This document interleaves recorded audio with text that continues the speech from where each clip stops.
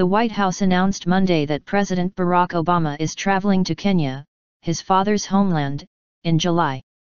This will be Obama's fourth visit to sub-Saharan Africa as president and his first to Kenya since he was first elected in 2008. Serge Yondou is a former communications specialist for the Africa Center for Strategic Studies at the National Defense University in Washington. He says the trip to Kenya is significant. For Kenyans, I think the feeling right now is that he's coming back home. For Africa, it really sends a strong message that Africa is still dear to the heart of President Obama, said Yondou. Yondou says many Africans could not understand why President Obama did not visit Kenya much sooner. Now the time will make them understand that he wasn't the African president of the US, but a US president who happened to have an African father. And he came to power at such a challenging time when we had the financial and health crisis and 2 wars, so he had to fix that first, he said. The news is exciting for people like Victoria Malawa, a PhD graduate in international relations at the U.S. International University in Kenya. She says the impact of the first U.S. president with Kenyan roots visiting his ancestral homeland cannot be underestimated. Malawa, however, says she is interested in how the visit will play out with the current Kenyan government, given how rocky bilateral relations have been. We are seeing that Obama is suddenly changing his tone in a very significant way.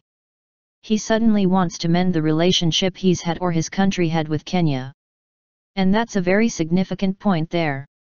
He's finally coming to shake hands with Uhuru Kenyatta.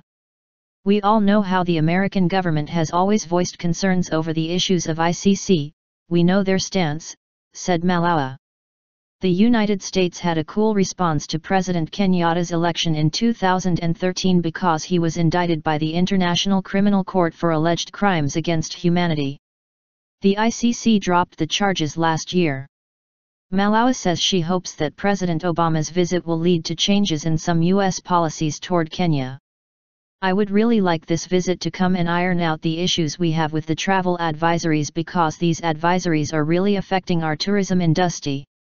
I would really like the US government to change their tone.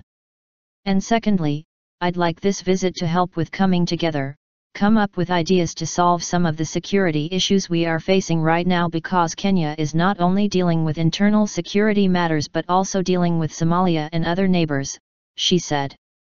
President Obama is expected to participate in the Global Entrepreneurship Summit while in Kenya.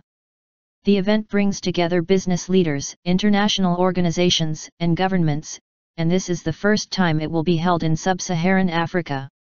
The White House said it was not known yet if he will meet with relatives living in Kenya, including his grandmother and uncle who recently visited the United States.